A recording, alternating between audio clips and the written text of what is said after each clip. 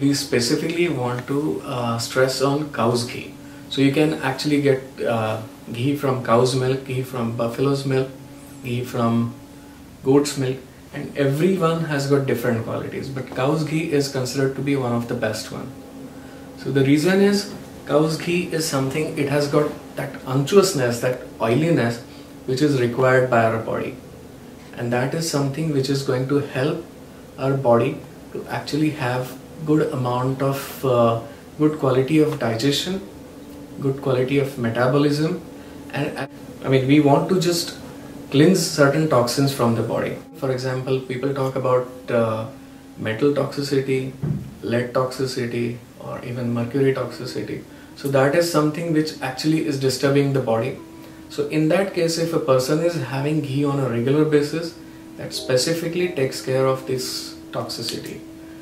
Some people who are on regular some kind of narcotics, drugs, so that also, I mean the effects of that particular things can also be eliminated by regular intake of ghee. And in general, if I have to say about ghee, that is something which will give luster to your skin, that will impart strength to your body, that will improve the quality of thinking, the intelligence, the memory. So all these things are so important, and that can be achieved by the regular intake of ghee. And we're making ghee from unsalted butter, and we're cooking it for some time so that it gets separated, and that we have a clear yellow consistency, like a clear, we can look through the bottom and it looks like beautiful yellow. So that's what we're aiming at. And we need to make sure that it does not get burnt. That's another. Is that why you're stirring? Yeah, I'm just looking here where if the color is get really dark, then we need to watch, and you can actually smell it. So you need to watch with smaller quantities. That doesn't happen. With bigger quantities, it's not such a big deal. It's higher experience. But sometimes you need to watch this. So you need to always be around, not go away and think, oh, 20 minutes is fine. You need to watch it, I feel. Yeah. And what butter are you using? We have used organic butter, which you can get in any store, but this is from Trader Joe's, and we are using, usually for 1 quart you make 2 pounds of butter. We use 2 pounds of butter. I mean, generally speaking, ghee should be consumed by almost everyone. But people, I mean, nowadays have some kind of thinking that they have all or none law. So when they are not having ghee, they won't eat ghee for years together. But when they come to know about good qualities of ghee, they just don't stop eating ghee. So that shouldn't be there, because excess amount of ghee can actually lead to certain excessive fluids in the body. So for example, a person is having skin disease, then his ghee intake should be less. If the person is obese, if the person is having excessive fluids in the body, then he has to reduce the intake of ghee, or he needs to process the ghee with certain spices and then use it in cooking or eating. If you see, ghee is something which is good for everyone, but more specifically it is good for pitta conditions, which means whenever you have burning sensation, heat in excess in your body, so that things are specifically cured or healed by ghee. But in general, one can cook the food in ghee. That makes the ghee, I mean, that makes the food rich in quality, more nourishing, healthy. So that can absolutely be done. But the other thing is that, I mean, in cooking, why do we need something unctuous, something which is oily or ghee-like thing? So the reason is, it helps in the process of digestion. At the same time, there are some people who are having vata disorders. For example, people have different kinds of aches, different kinds of pains in the body, like spondylitis, arthritis, so many different kinds of pains. So in that particular condition, oil can be used in cooking, because oil is something which is specifically good to reduce vata. Could you explain what vata means? Vata is something, I mean, if you see in general, there are 3 basic energies in the body. One is one is something which gives heat, one is something which has got some cooling effects, and one is something which creates the movements, creates the motion inside the body, which is required for all the functions inside the body.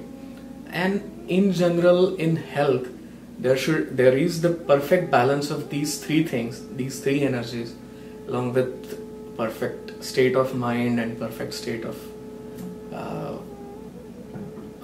in text we say perfect state of soul. So it's a combination of all these things. So just to maintain that perfect equilibrium, we need to have proper amount of ghee in your diet, proper amount of oil in your diet. So that is important. One more specific thing about ghee is that ghee is something that actually increases Sattva gun of your mind. So Sattva gun is something which gives you a clarity of mind, which gives you a proper understanding about all the things in your life, that gives you a kind of intelligence that will help you to choose between which is good and which is bad. How do you translate Sattva Gun to English? Yeah, that's what I was saying. I mean, all these things is all related to Sattva Gun. Okay. So when we say Sattva Gun, these all qualities are given to your body, or rather are seen in your body because of Sattva Gun.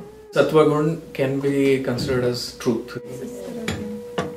There is yellowish golden, but we don't know for sure if this is done Yeah, now. we'll see. We have the test now. The test is with paper. Can we take a little? Okay. I dip the paper in the newspaper. You can take too. We have this paper now, and makes a test with fire, and hopefully this is gonna work. So if there's a crackled sound, then there's water, and it's still here. If it crackles, Doesn't there's still sound water. It's not. It doesn't crackle. Oh, out on a board. No, it will. This is wood.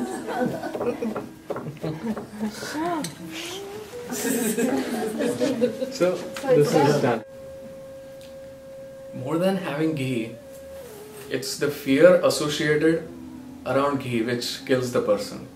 So for example, I mean, you might have seen people who actually, because of the fear of cardiac disorders, because of the fear of cholesterol, they actually stop intake of ghee or oil in their diet, from their diet.